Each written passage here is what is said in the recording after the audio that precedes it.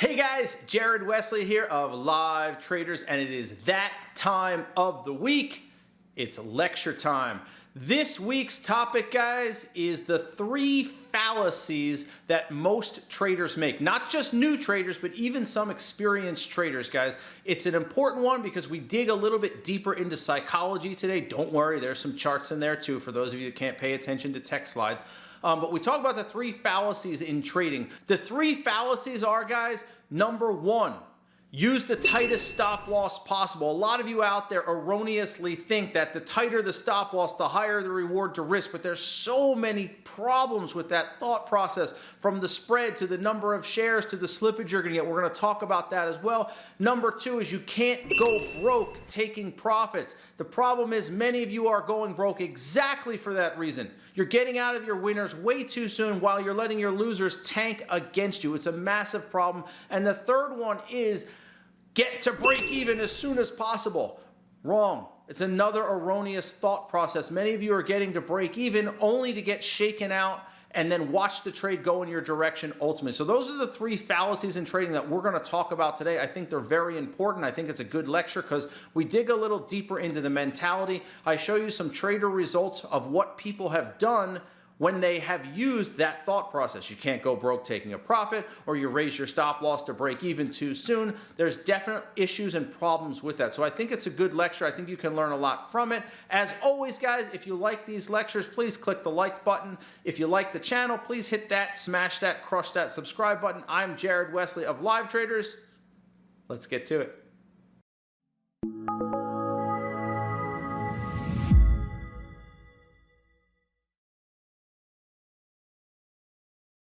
This week's lecture topic, guys, is the 3 fallacies of trading. The 3 fallacies of trading. Like, what the heck does that mean? 3 things that get you guys in trouble, all right? Or slogans you may have heard, things you have read, etc., and so forth, but generally things that get you guys in trouble, and we're here to hopefully fix some of those or get you to stop doing some of them. And I would be very, very certain that most of you have done these things at some point in your trading career and are probably still doing them. That's the problem, okay? So we'll talk about that. But before we do, I have one installment this week of when will the insanity stop, right? When will the insanity stop? This one is not so much about money. It's about just the terrible, poor advice that you can get online sometimes. So let's take a quick look, okay? I'm not going to spend as much time. So this was on Reddit, actually. Dealing with large losses. So this was a little while back, but it happened to pop up recently, and somebody sent it to me. I felt like an unstoppable god and made a mistake that can only be described as completely effing retarded. How do you guys deal with it? Basically, the point is I gave up everything I've made for the entire year on one big loss. Does that sound familiar to any of you guys? Maybe not your entire year, but how about your entire week, your entire month? Anybody done that on what I call a stupid trade, where you take a trade, you don't take your stop loss, and it just keeps going against you, and you're like, and isn't it interesting, okay?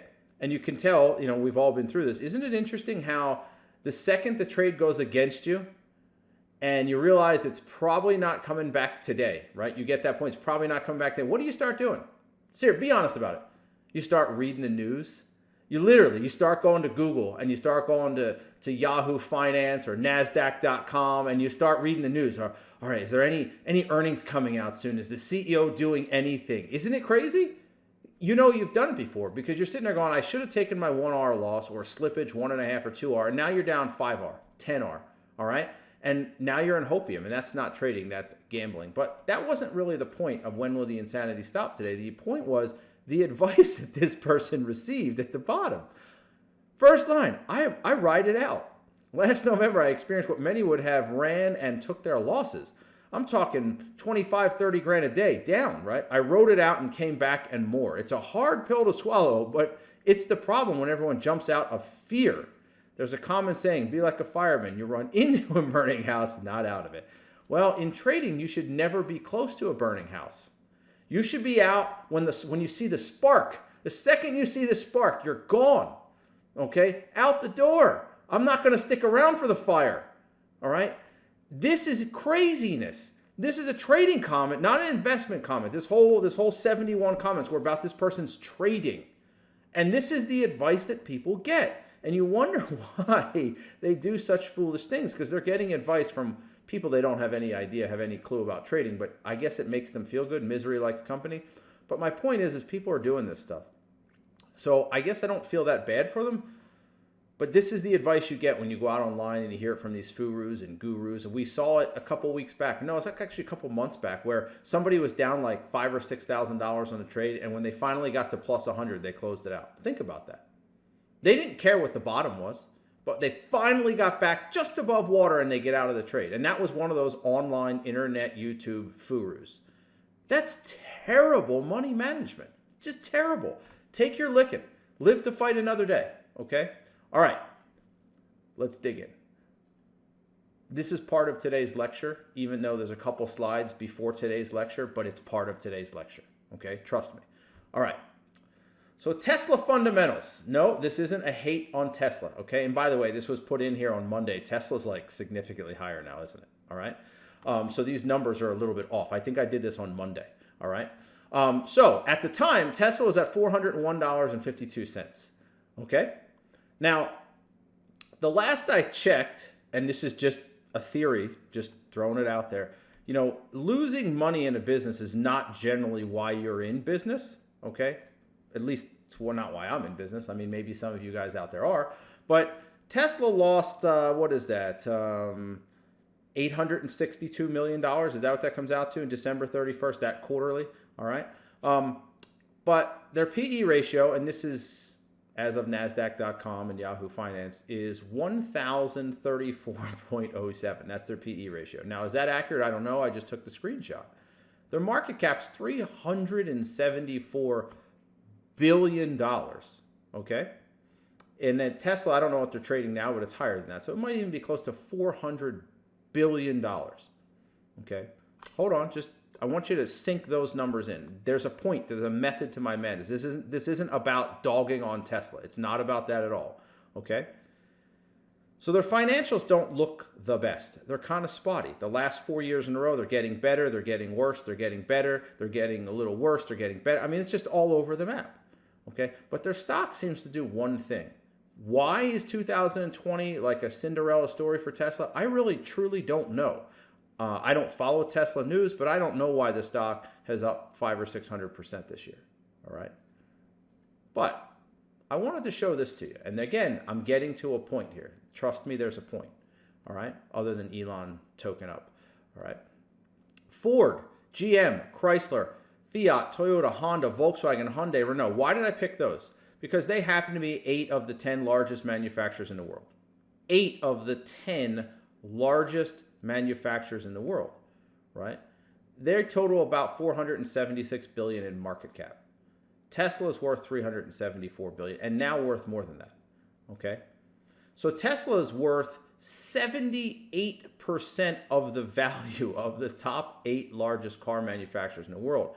Those car manufacturers made 62.5 million cars in 2018. Tesla made roughly 350,000, okay?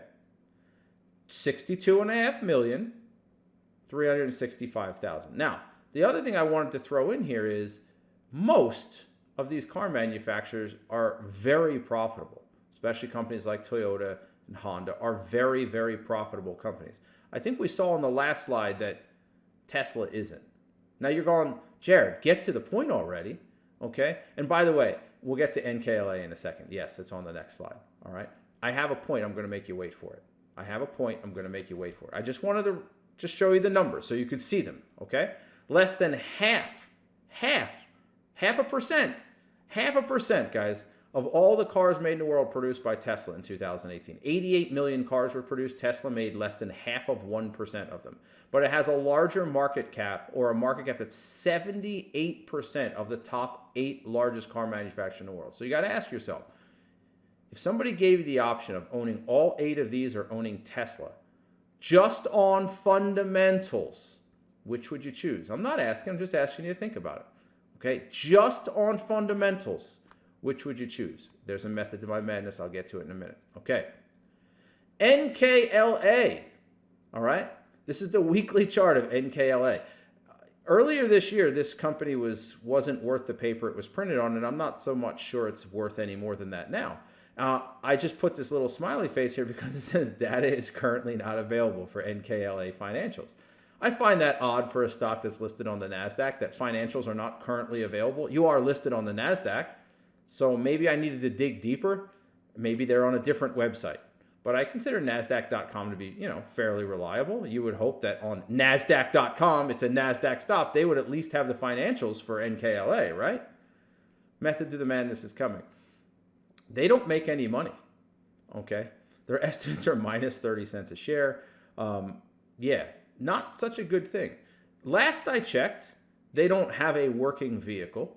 Last I checked, the SEC is investigating now for, I don't want to say fraud, but potential fraud.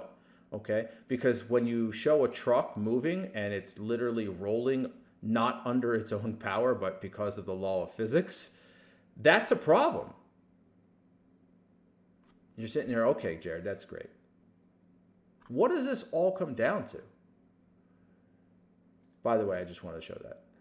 Nikola refutes fraud claims, but acknowledges that its truck wasn't driving itself. They admit to faking the video of driving a prototype in a weak response to allegations. These are news reports from a couple days ago, okay? How does this company have a market cap that's nearing $15 billion? How does Tesla have a market cap that's 78% as big as the top 8 largest car manufacturers in the world? The point I'm getting at is fundamentals just don't matter. They're irrelevant. I mean, wasn't it but a year ago that Elon Musk got a slap on the wrist because basically he came out, and if anybody else made the comment he did or the tweet he did, they, I don't want to say they'd be in jail, but they would have gotten a much bigger backlash than he got. So I'm commenting because so many of you guys out there are looking at fundamentals. PE ratios, the management team, the CEO comments on TV or social media, Elon Musk, financial statements, balance sheets, economic conditions. Guys, all of these things are being massaged. Trust me, they're being massaged. Okay? Have you ever, and I'll get to it on the next slide, have you ever seen a CEO come on television and say, yeah, our company's in hot water right now, man. We are in some serious trouble right now. If I were you, I'd stay away from our stock like the plague. Have you ever heard the Nikola CEO come out and say, yeah, we actually don't have a working vehicle? No, they dance around the important stuff because it's an illusion. So what I'm getting at, guys, is the stock market is just based off of perception.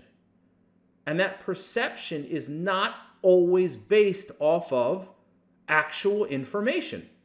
It's based off of what you're hearing on television, what the CEO is saying on Twitter or on TV, right? It's based off of accounting statements that aren't always, let's just say, honest. I think we found that out with Enron, WorldCom, right? So why does the world spend so much time looking at these things? Why do you guys spend so much time looking at these things?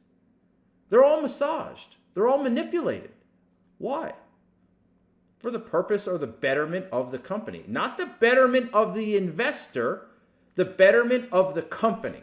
If I can get you to believe something, what is that? I think Hitler said it. If you tell a lie long enough, it becomes the truth, or tell a lie long enough until it becomes true. I can't remember, but Hitler said something to that effect. Somebody will get me the right quote. This is basically the practice of CEOs. Lie to people long enough so that they believe what we're telling them, and they buy our stock and make a company like NKLA worth $15 billion so we can get more investor money and the stock price will raise. I mean, 1,000 PE ratio on Tesla. 1,000. That means the stock price is worth 1,000 times more than their earnings. La La Land? Will Tesla ever be worth that kind of money? It's very hard to say and super early to say. Okay? There it is. If you tell a big enough lie and tell it frequently enough, it will be believed. Somebody always gets me, right? So fundamentals are not relevant to your trading. So now I'm bringing it back to trading. Fundamentals have no relevance whatsoever to your trading. Think shock value. That's what CEOs are thinking. Let's come out and say something that will push our stock higher. There's an agenda. All stocks look cheap and viable on their way to zero. This is one of my favorites because you guys come out and be like, but Jared, it's really cheap. It's got to go higher. No, it doesn't. It's cheap for a reason. Wait, there's too much common sense. Let's just stop right there. Okay, circumstances and news can change by the minute. Look at Oracle. Remember Oracle on Monday, guys? Do you guys remember Oracle? We'll see it on the next slide. I'll come back to it. You ready? This was Oracle on Monday. Oracle's buying TikTok. Oh, wait. No, they aren't. Oh, wait. Yes, they are. Oh, wait. What the? Now Walmart's buying TikTok? Do you guys remember that? That actually happened on Monday. And you guys are focused on news. You're focused on what the CEO says. You're focused on PE ratios. It's insane. It'll make your head spin. So Oracle gets halted for 30 minutes, an hour, whatever it was, and then does all this, a big fat nothing. Walmart rips out of nowhere, goes up $4 almost on a 5-minute chart, and then does what? Comes right back down and does nothing. All because of news, which can change by the minute. All right? There are no specific entries or exits using fundamentals. There just aren't. You just get in because you think the company's good, and therefore because it's good fundamentally, it's going to go higher. Why? GE makes a ton more money than Tesla, and GE stock's worth about $6. Although they did take a pretty big charge down this year. They're worth $6. Huh, interesting. So information, statistics, numbers, accounting can all be made up to suit the company's needs and narratives and their agenda. Focus on the chart. Focus on the chart, because I see way too many emails I get, comments in the chat room about you guys going, oh, they just built a new model car. Oh, they just did this. Oh, the CEO just said it. You guys do it almost every single day. Every day somebody makes a comment about it. Even that one stock was a brand new issue today. What do you think about? I can't remember the symbol. What do you think about? I don't know. It's the first day it's traded. I have no prior information. I don't have an opinion on it. Snow. There it is. Snow. I don't have an opinion on it. How could I have an opinion on it? There's no prior information for me to judge from it. But you guys are all about trading it. You all want to get rich quick. You all want to find the next pet rock. Stop. Just stop. Okay? Focus on what actually matters. Price and volume charts. Okay? Just remember this one. Oracle is buying TikTok. No, they aren't. Oh, wait, they are. No, now Walmart's buying. Wait, I think it's Oracle again. But they're not actually buying their algorithm. Whatever. So let's get into the 3 fallacies of trading. There was a lead-in for a reason. Okay? There's a lead-in for a reason. If you know where the market is going, does it guarantee you're going to make money? Think about it for a second. If you know where the market's going, does it guarantee you're going to make money? Well, many people say yes to this. The theory sounds good, doesn't it? Right? The theory does sound good. But it's not the reality. The theory and the reality are 2 different things. We see stocks go up all the time that you guys get out of before you're supposed to. We see stocks drop all the time that you stay into when you should have gotten out of. So, you know, that comment that trading is somewhat counterintuitive, I don't know that it's necessarily counterintuitive, but it seems like traders are very counterintuitive. Okay? So it doesn't necessarily guarantee you're going to make money. So these are the 3 fallacies we're going to talk about today. Tight stop losses are the best way to trade. Eric, this is for you. Okay? Get your stop loss to break even as soon as possible, and you can't go broke taking a profit.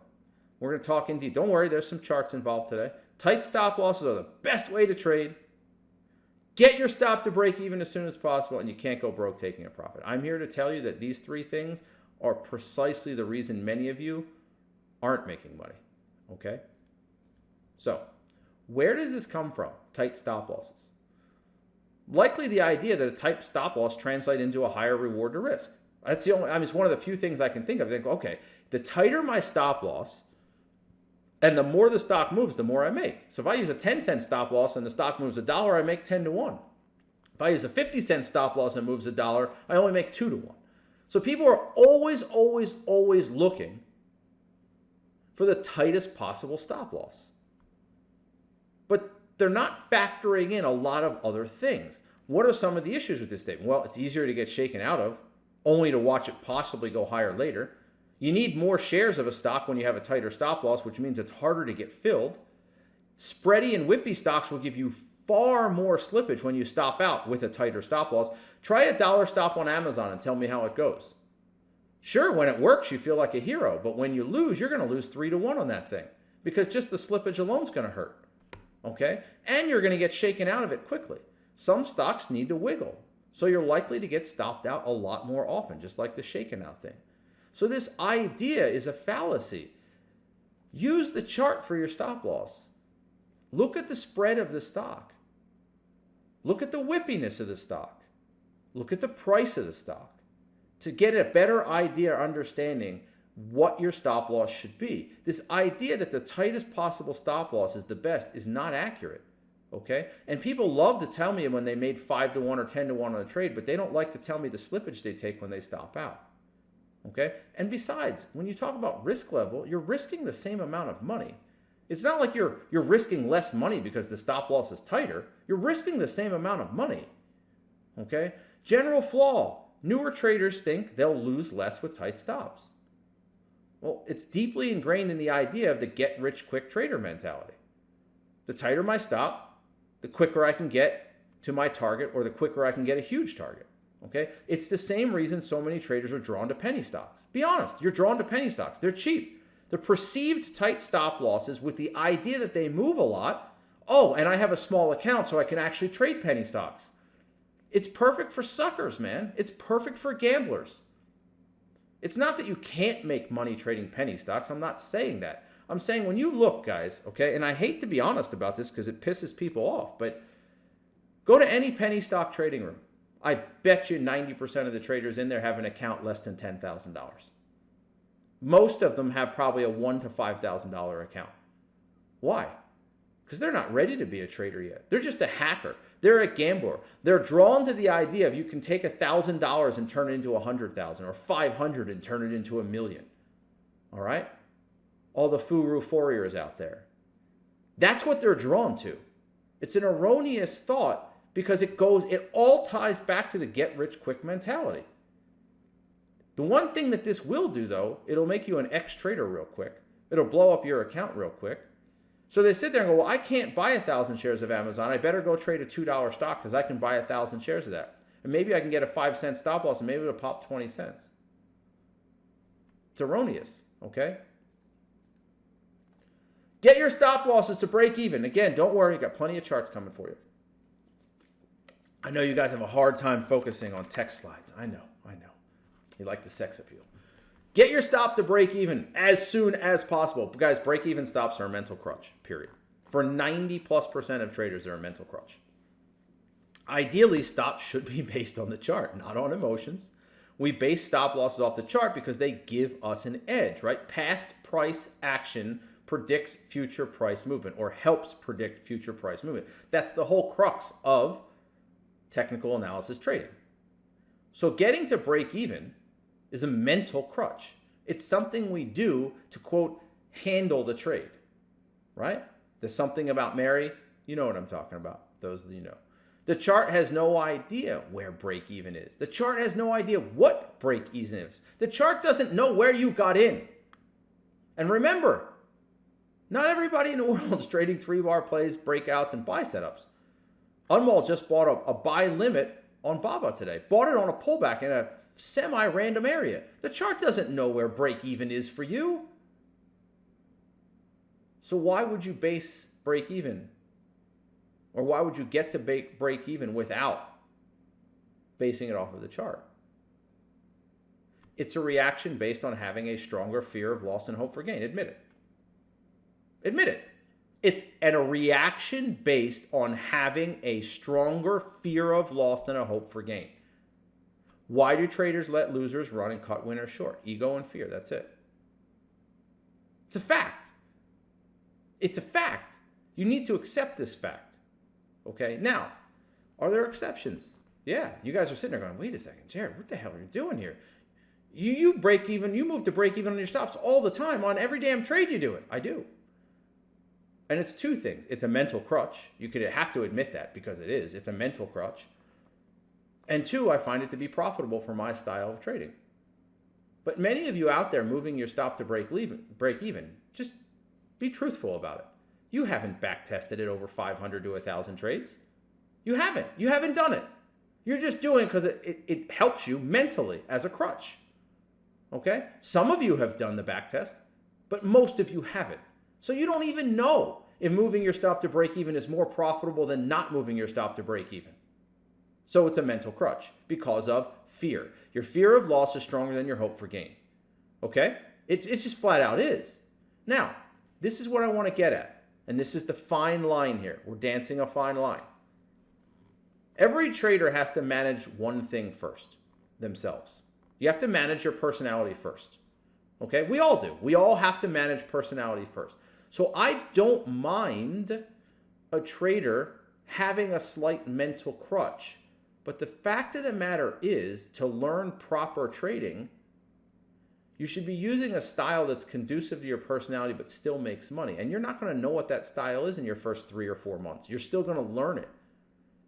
Most of the time that I've done a back test over the last 10 or 15 years, 3R all or nothing beats almost everything I've ever tried. But mentally for me, I can't do it. I have a very, very hard time holding for 3R targets without raising my stop loss.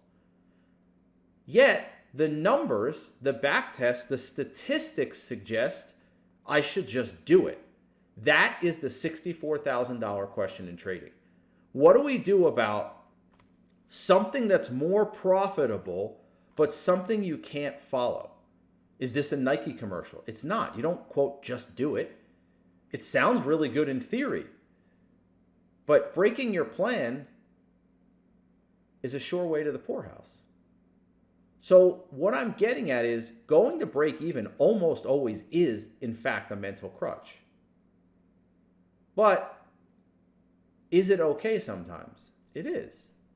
But your goal should not be to get to break even because it's a mental crutch. Your goal should be to get to break even because it's more profitable. Now for me, and again, I preface this very clearly, I find 2R targets, moving my stop to break even at 1R, is more profitable than all or nothing. But they're close. They're very close. But it's not as profitable as 3R all or nothing. So in that case, you could make the argument it's no longer a mental crutch.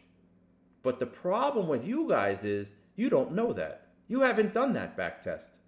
So you're just doing it because it's a mental crutch. So my point simply is, generally speaking, over the long run, not right now, we're in some choppy markets, moving your stop to break even is not generally a good idea. Holding to target, and I'm not saying all or nothing's the be all end all. Moving your stop based off the chart is what I'm getting at. Move it up on a bar by bar. Move it up on a pivot. But don't just randomly move it up because you want to move it up. Unless you have a back test of at least 6 to 12 months, 500 to 1,000 trades that says it's more profitable to do so. Okay? Can't go broke taking profits. One of my favorites. It's completely erroneous thinking. The only world in which this is not erroneous thinking is if you have 100% batting average. Right? It sounds good in theory, right? So does communism. Yeah, going all political on you, I know. But it does. It sounds good in theory. So, you can't go broke taking a profit. I mean, if you get out when it's green, you're making money, right? Yeah, if you have 100% batting average, sure. But nobody has 100% batting average except for most of the gurus online. They all do because they're perfect. Okay? In reality, the only way this works is if you never lose. But we all lose. We all lose. So balancing your win-loss ratio and your batting average is key here. This creates a positive expectancy. But most traders don't do this. They either have a high batting average and a really low win-loss ratio, or a high win-loss ratio and a low batting average. Now, I'm not saying that's a terrible thing per se, but most traders, they go broke by doing exactly this. Because it takes one loss to take out 5, 6, 7, 8 winners. Admit it. You can't go broke taking profits. Most traders do this out of fear. It gives them an excuse to sell. It gives them an excuse to break their plan. But this is exactly how most of you guys go broke. Can't go broke taking profits. I want you to think about this for a second. Trader has an education. They took professional trading strategies. They took a course somewhere else, wherever. They got an education somewhere. They become technically proficient. Usually have more winners than losers, meaning their batting average is above 50 or 60%. They're usually able to create a compelling gap list and locate actual patterns, genuine patterns. Overall, this trader feels pretty good about their approach and their progress. But all too frequently, they're break even at the month's end. Next month will be better. I'm so close, I can feel it. Next time. Sound like anybody you know? Got an education, relatively proficient. They tend to win more than they lose. Build a decent gap list. They're able to recognize buy setups, breakouts, W bottoms, M tops, whatever. 3-bar plays. Overall, you're feeling like, hey man, I'm doing all right. And then you're break even. Now, I'm not talking about somebody in the first month or 2 or 3, but you're a year in, you're 2 years in, maybe even 3. Some months you're up, some months you're down, but really you're just kind of treading water. But I'm going to get it next month. I'm so close.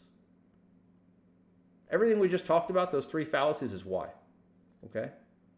And now, let's take a look. Remember this trade? I think we went over this last week. Okay? Forget about the high-level gaps with good relative strength, blah, blah, blah, blah. Okay? So what happened here? The first trade on GM stopped out, right? Wide range red bar followed by a wide range green bar. That's a turnaround bar play. You got in right here. You stopped out right here. You got in right there off the open. I did anyway. I should say me. I got in right there. Stopped out right there. How many of you too scared to get back in? Fear of loss stronger than your hope for gain. Oh, I can't stop out on this twice. Can't do that. And then what happens? You live the rest of the day pissed off. You know how many emails I get over this crap? Forget about the re-entry for a second. You know how many emails I get where a decent pattern doesn't work? This is a decent pattern and it doesn't work. And they sit here and complain like a little baby. And it went higher for the entire rest of the day. I can't believe it. Happens to me all the time. Every trade I take, this happens to me. Uh-huh. And you're just going to what's the definition of insanity? Doing the same thing over and over again, expecting a different result? Just get back in it. In this case, we got back in on a different pattern, but what if you use the 84% rule? If you just got back in at your original entry with your original stop, you would have made money, right? This was the entry back in, 31.50. Now, this is not meant to show you something good. You're like, wait, what do you mean? You told us to get back in. We make all our money back. This was a mistake I made last week. So I got back in, not that it was a bad entry per se, stopped out on the first trade. You can see it. I was down $539. Take a look at the top here. All right, I lost $539 on the first trade. Okay, the second trade, I'm ready to get back in. You can see my shares right there, right? Got about $1,000 risk on this, 2,000 shares, 50-cent stop loss. Whoops, sorry. My bad. Moved on too quick. And what did I do? I nickeled and dimed it, and I got out for like a $300, $400 gain. Can't go broke taking profits. It's exactly how I did on this trade. If GM was the example of how I traded on every trade, I wouldn't make any money ever. Can't lose 500 on the first. Have the second trade. Let's go back. Have the second trade go to, what was it? 33.25. I mean, that's a $1.75 move. This is what most of you are doing, though. Maybe you stop out on your first trade, and what do you do on your second trade? As soon as you get your $500 back, you get out. That is the definition of you can't go broke taking profits. But you guys are doing this all the time. Many of you won't even get back in it, and the ones that do get back in it, you're just happy to get your money back. Is that how we should be trading long term? What happens here on this next one? Nice gap. We saw this last week too. I'm doing this on purpose. All right. Gap up. Beautiful. Over 4 red bars. Plenty of room to go higher. Beautiful pre-market break. What happens? The stock pops and pulls right back. Now remember, you're in right there. You have to ride out that bottom. What happens? You get in at $9. Okay. And betcha many of you right here talking about moving your stop to break even. Got tagged right at break even. Right there. You probably got filled at 901, 902, 903, something like that. Whatever. Okay. Popped up 20 cents. Pulls right back, tags you at break even, and just continues on higher. Move that stop to break even as soon as you can. Get it to break even as quick as you can. And then watch it go 80 cents or 5R higher. After it tags you for 0 gain. Wow. You guys do this all the time. Is your fear of loss stronger than your hope for gain? Ask yourself that. Who's really trading? The person who's scared or the person who trusts and believes in the pattern? Now, isn't it interesting how before you take it, you're feeling pretty good. You're feeling confident. You're like, yeah, this is a good pattern. You know, I got down most of my checklist. It looks pretty good. 1 second after you enter the trade, unless it pops super hard, unless it pops really hard quickly, what's the first thing you think? I hope it doesn't stop out. Man, I hope this thing keeps going higher. What if you get into a trade and it kind of, moves up or down a few pennies? Say 5 cents. It moves up or down a nickel for like 5 minutes. What starts happening? Your hope for gain starts dwindling, sucking the life out of you, and that hope for gain has moved into fear of loss. That's what happens to most traders. But aren't we odds-based traders? Don't the odds determine our success or failure? So does it matter? No. It shouldn't matter is the answer. But it does. But it doesn't. But it shouldn't. Right? So when Unwall gets in a trade, he's like, it doesn't matter. Go back to watching TV. I can't control it anymore. It's out of my control. The decision I made was to enter the position. I did my homework before the game started. I trained, I worked hard, I put my checklist there, I got in the trade, I set a target, I set a stop loss. It's out of my control. There's no fear of loss or hope for gain. It just is what it is. It's nothing. The market's neither right nor wrong. After that, it's just down to odds. So again, 2-minute 3-bar play. Gap down, wide range bar, narrow range bar, looking good. Looking real good, sitting at the whole number there. So far, it looks, pretty textbook to me. All right, so here it is. There it is. Wide bar, narrow bar, hasn't quite triggered. It's turned into a 4-bar play. I have 1,000 shares of this. I'm looking to add a couple thousand more shares right at the $80 mark, okay? Actual trade. All right, wide bar on AXP. I know it's a little bit small. I apologize. Narrow bar, looking for this thing to break $80. Okay, hold on. That's what it looks right there. Really nice. Following the textbook. Didn't do anything wrong. Put the order in. Haven't done anything wrong. So far, so good. What do we have right now? Hope for gain.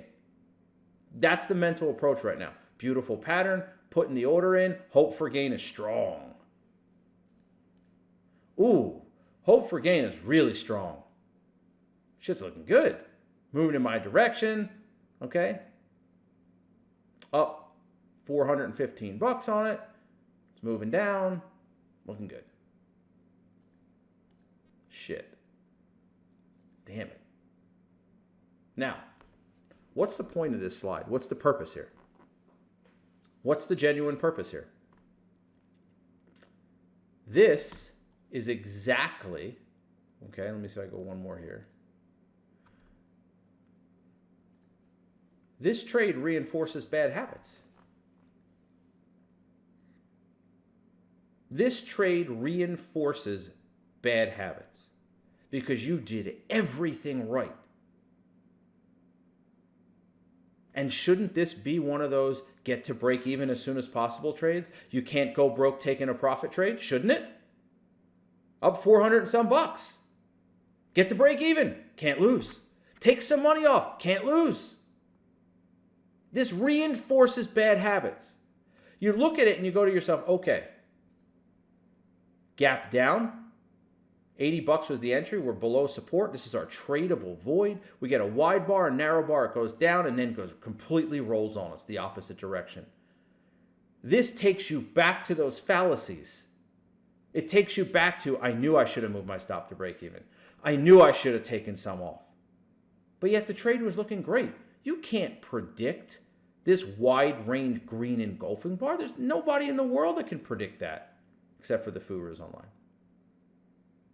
So this happens to you, and what do you do on the next trade? You take some off on the drop, you move to break even, and the next one works. And instead of making $2,000 on it, you make $1,000 on it. You do it again on the third trade, same thing happens. You do it again on the fourth trade, same thing happens. Wait, I'm not done. On the fifth trade, you finally say, F it. I'm following my plan come hell or high water. Boom, this happens to you again. Son of a bitch. Murphy, man, the market just knows you. You're trying to play the market. The market can't be played. Only you can be played. Has it ever happened to anybody like that? You take this trade and you manage it perfectly to your plan. Pissed off because it looked great, perfect, doesn't work. Next trade, you say, I'm not doing that again. So the second this stock starts to come back against you on the second trade, the second time you take it, a similar pattern, you move to break even or take some off. And then it flashes above break even, takes you out, goes lower and hits target. Happens again on the third trade, and you get out of break even. Happens again on the fourth trade, you get out of break even. By the fifth trade, you said, I've had enough of this crap. I'm following my plan come hell or high water. And then that's the trade that does this to you. And what are you doing? You're chasing your tail. All you're doing is chasing your tail. Round and round and round you go, and you want to know why you're not profitable, because you're not consistent. Because you're not consistent. This is really the only time that people have a stronger hope for gain than a fear of loss. When a stock triggers and immediately rips. But when stocks chop a little, the devil on your shoulder starts talking, starts yip-yapping, starts popping off, starts to put doubt in your mind. This is the only time that you don't have doubt in your mind because they just hit so hard. You can't mess this up. It's the only trade you can't F up because it hits and runs so hard you're at target before you can even get your hand on the mouse button to get out of it. Sell, market, market, market. But when they don't do this, you're starting to think, man, it hasn't gone. It's been 32 seconds already. I'm on a 60-minute chart, and it's been at least a minute already, and this thing hasn't gone up $9 yet. I'm not up 4R yet, and it's 2 minutes now. Oh my gosh. Breathe. Okay, I know it's a 60-minute chart. No, I understand, but 2 minutes in, this thing should be up at least half an hour already. I got to take a walk. Come back 5 minutes later. I went and played with my daughter. Remember, somebody said that yesterday. I said, wow, you're back soon. Yeah, it was a quick. She's fast. So now we're 6 minutes into a 60-minute trade, and it still hasn't ripped. Now what? The fear of loss is growing. It's growing, and it's growing, and it keeps growing to the point where you get out of the trade, move to break even, or sell some of your shares. Because, you can't go broke taking a profit and get to break even as soon as possible. It's exactly what happens to people, right? It's exactly what happens to people. This is what traders look like. You guys saw this a long while back. I put this up a long while back.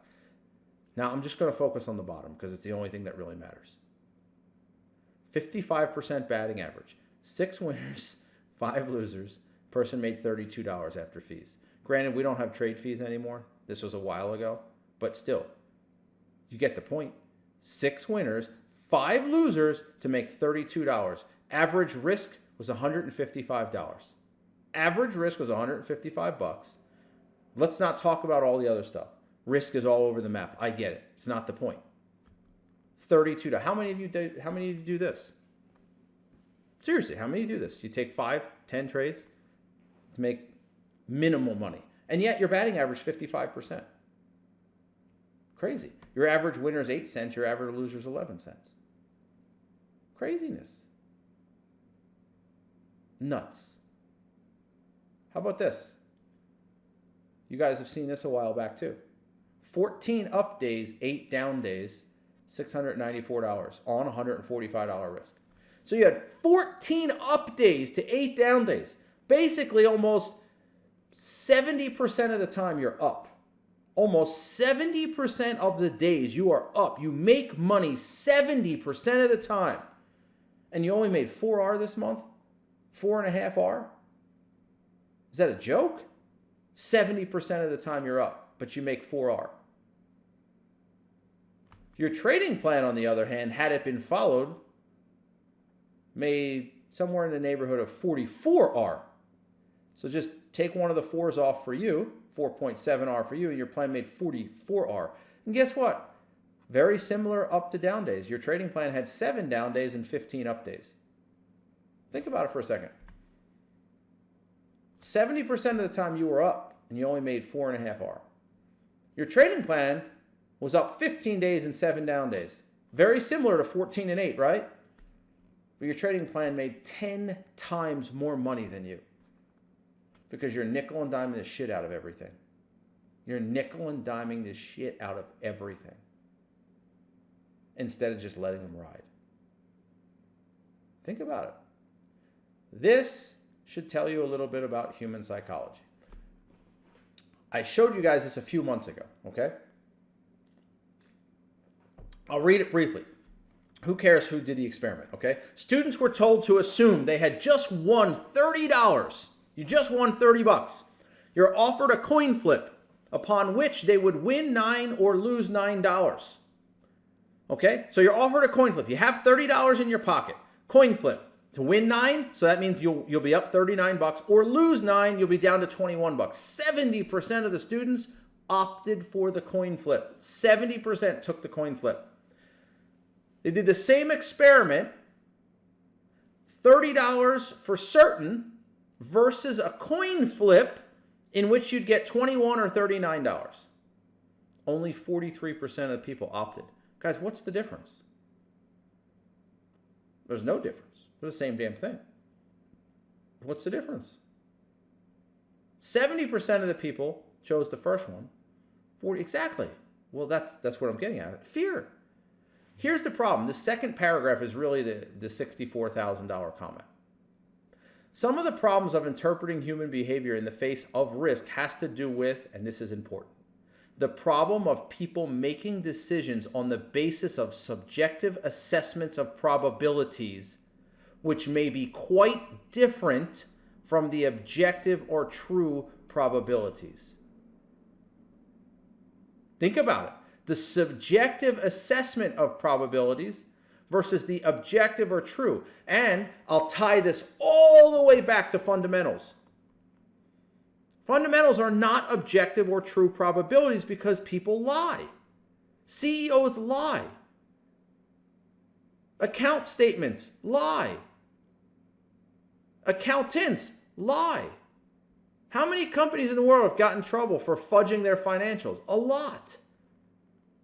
Subjective assessments versus objective or true probabilities. This doesn't mean I hate fundamentals. That's not to say that. But don't trade off of fundamentals. This is what I'm telling you. We're not sitting here for 20 years holding a position. You're sitting here for 20 minutes, 20 days maybe.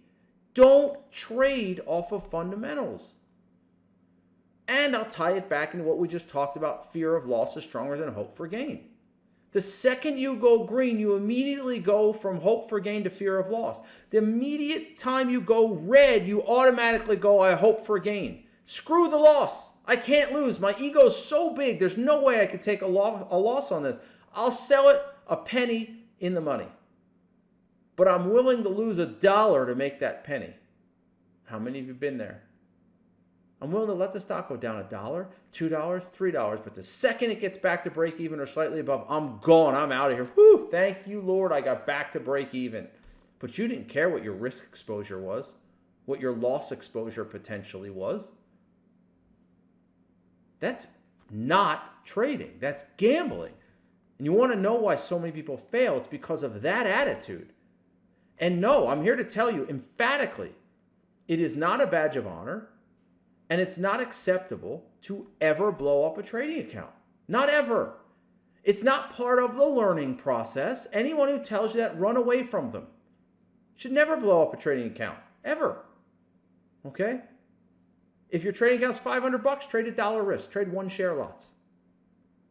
You won't blow up your account. And you shouldn't really be trading with $500 anyway. So how many trades have you taken on pure subjectivity? It looks strong, so it has to go higher. They crushed earnings, so I just know it's going to work. Have you seen the new XYZ product? It's killer. That stock's ready to take off. It's so extended, it has to pull back. I'm going to add more shares on the way down because the fundamentals are just so good.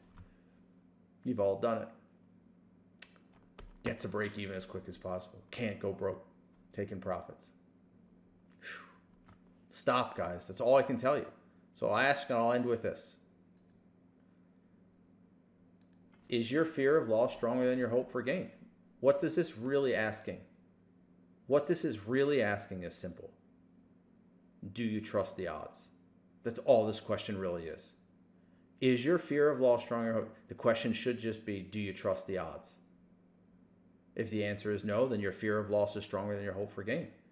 If the answer is yes, I genuinely, truly, deeply inside trust the odds, then your hope for gain is stronger than your fear of loss. That's all it comes down to. So you got to ask yourself, when you get into a trade, where do you stand? Most people, fear of loss. And this is, hold on, yep, I'll tie it all the way back, right back to this. Tight stops are the way to go.